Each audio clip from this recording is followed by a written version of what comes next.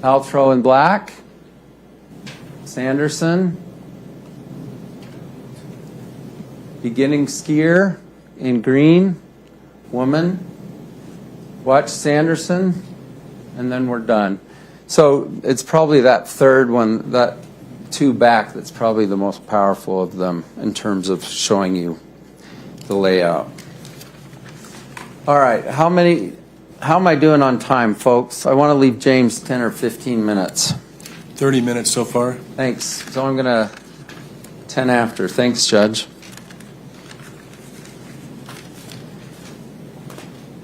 After they've separated, Brad Falchuk comes up, she skis down, but there's then this period of time. So here's Eric Christensen. Eric Christensen said, I came over to find out what had happened. They say he came over to bully him.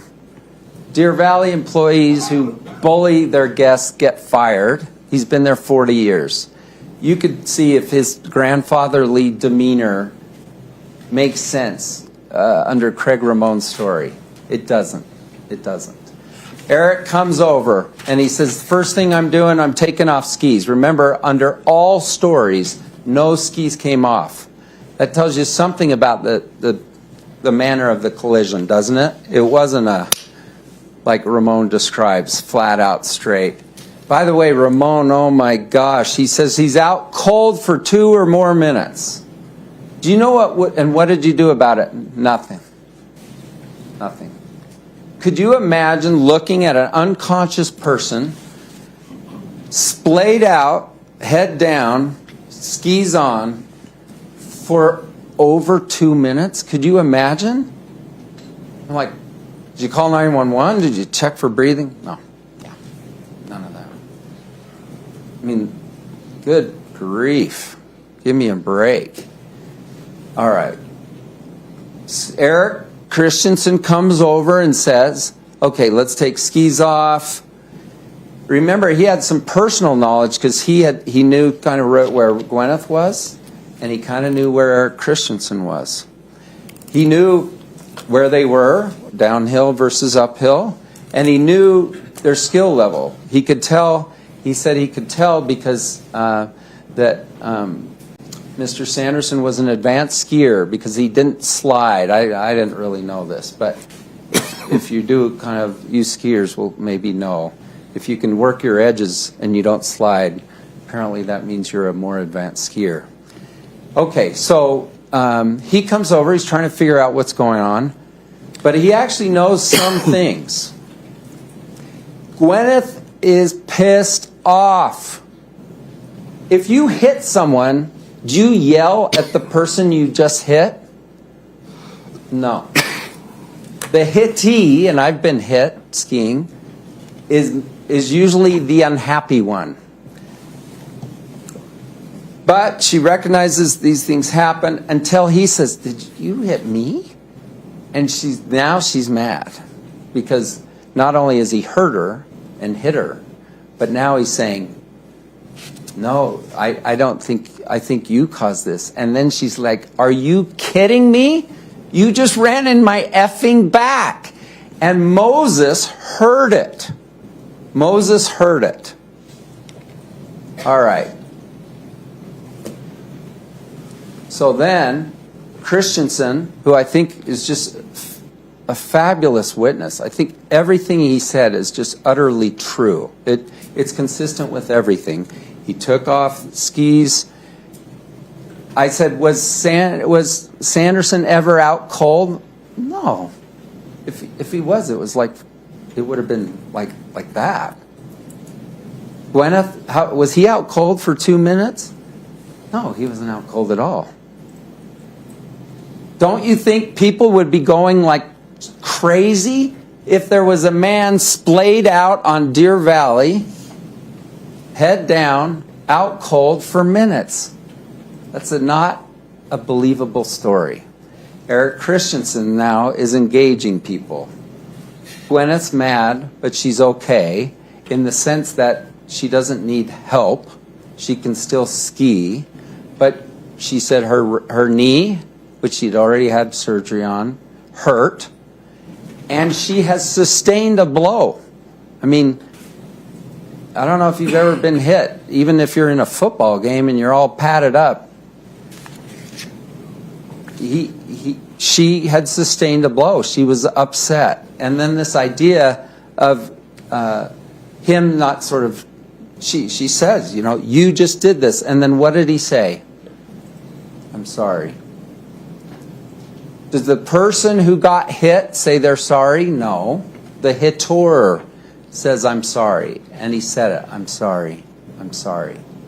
Okay, now she's okay. Okay, he's not denying the stupid thing he just did.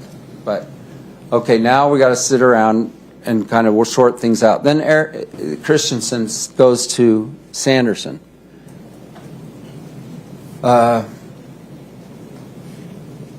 Tell me what you want to say. And he said, she appeared right in front of me. That's what he said in his report. She appeared right in front of me. That's consistent with Gwyneth being mad and saying, you just skied into my effing back. And it's consistent with Christensen seeing kind of what was going on. He was the uphill skier. He knew that. And there you go. That's, if everything's consistent, now if he'd said, I didn't do it, she hit me, okay, whoa, now we got to investigate. And then, you recall, so okay, it's clear who did what. Christensen says to Ramon, your buddy just took out Gwyneth Paltrow. I think this was just after she skied away. And what did Ramon say? Did you correct him? No. That's the time to say, no, I saw it, and she hit him. That was the time. Ramon didn't say a word. He just sat there. He's not helping his unconscious friend, and he's not denying, under his story, what the ski Deer Valley representative has just determined. Your buddy took out her. All right. So that's the time to do it, not later. Remember, one of the things I said in opening is rely on the evidence before there's thoughts of lawsuits, because then you can kind of rely. People aren't thinking, okay, 10 minutes later, oh my gosh, Gwyneth Paltrow. Wow, that's something else. We were just in a collision with Gwyneth Paltrow. Now people are thinking, okay, wow, I'm famous. They're not thinking that yet. In real time, he's saying, I'm sorry, and then, are you okay? Everyone always asks this question, are you okay? And he said, I'm okay. Now, he tried to change it a little bit, and we had to go to his transcript, but he agreed. He said, I'm okay. And then ski patrollers come by. So, I mean, there would have to be a pretty vast conspiracy against Deer Valley for this to be a cover-up. And remember, they were already dismissed. Ski patrollers come by. They see some stuff going on. Everyone all right over there? Eric Christensen did not answer that question, because this is a contact now between injured skier and ski patrol. Eric's a ski instructor. And so, what happened, Eric? He said they talked. So this isn't, we're not in there like trying to bully someone. Craig spoke to Terry privately. He said, Eric said, I couldn't hear it. And then, which obviously Terry at some point said he remembers Terry saying, are you okay? Are you okay? So there's a connection. And then what did they say? We're okay. And the ski patrollers left. All right, so that's what's happening in real time. Now we go to the paperwork.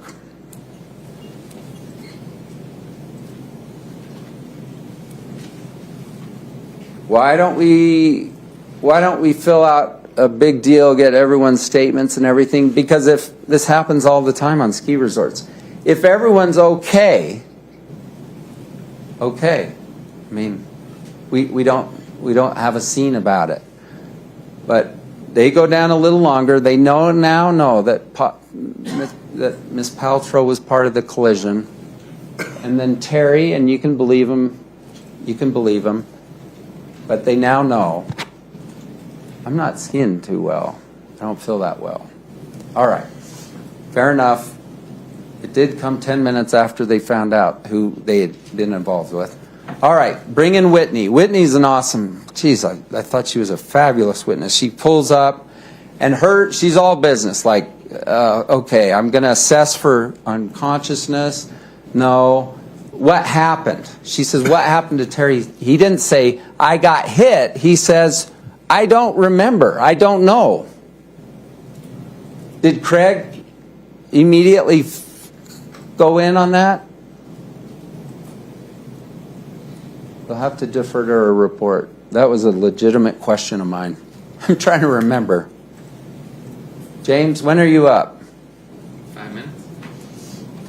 Are you up in 5? I can do that. That gives you 5 or 10? Gives me 15.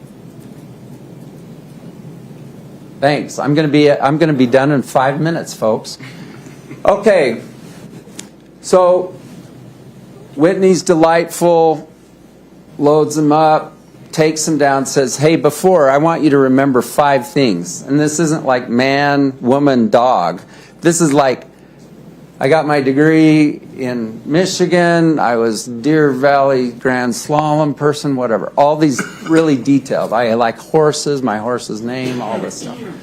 Remember it. Terry says, I remember. I knew I was now having a cognition memory test performed upon me. He goes down, and she then says, do you remember? And oh my gosh, he remembered. In fact, he remembered so well, he decided this is a good opportunity for me to text and post a picture of Whitney smiling and just talk about how wonderful she is. Whitney, meanwhile, is sitting there trying to figure out, okay, are any problems here? Are you seeing any signs of concussion? No, I'm not.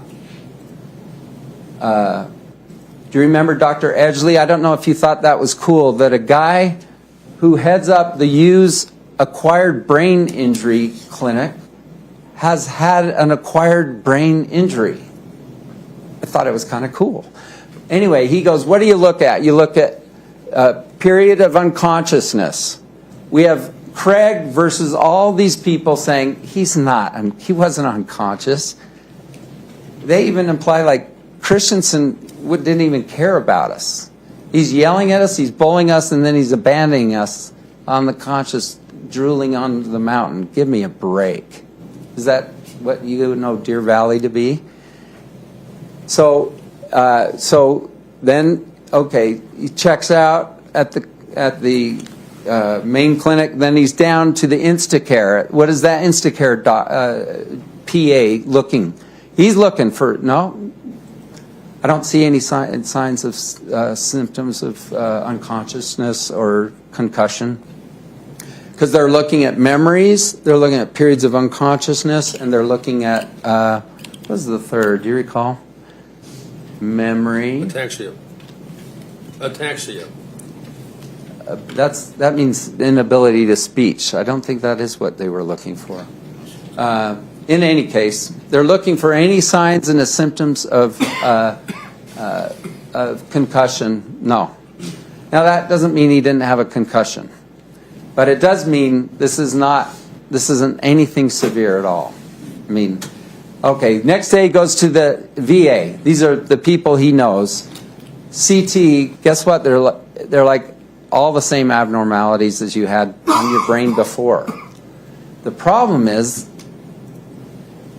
And by the way, he then goes for 3 neuro assessments, and they all say normal, normal to above normal. In some ways, really above normal. So no assessments. Those are all his treating providers. Why would we have our experts go do neuro assessments when 3 separate treating providers that he knows and trusts and that no one's paying say above normal. Why would we do that? But the problem is he then goes to Gibby and Fong, and he just self-reports. Everything was normal beforehand. Wrong. And now everything's terrible. Wrong. He doesn't tell him he's flying all over the world, that he's biking, that he's the poster boy for fitness at age 75. He's posting every darn thing. I mean, this isn't like me sending out a private investigator and trying to find pictures. All I have to do is put Terry Sanderson. Oh my gosh, the guy's Mr. Activity. Heaven help me if I can be as active as he is at 75. All right, I have one more minute.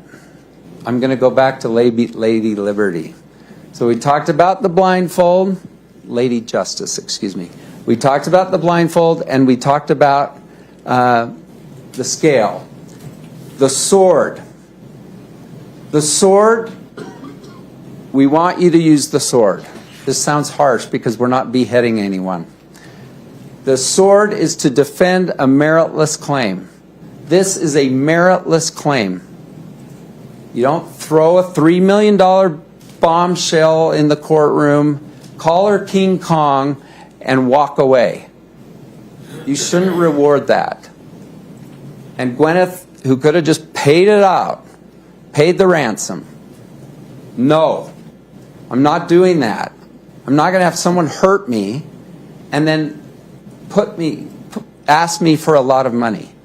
I'm not going to do it. I'm going to sit here. I said, you're going to have to sit here for 2 weeks in Park City, and you can't even look at your phone. And she said, I'm going to do it. I'm not paying that. We ask you for the $1, not because she had to go in and get an early massage, but it screwed up a very carefully planned, important time in her life. Thank heavens the family melded well together. But we want our $1. Thank you for your time. Judge, can we approach briefly? Sure.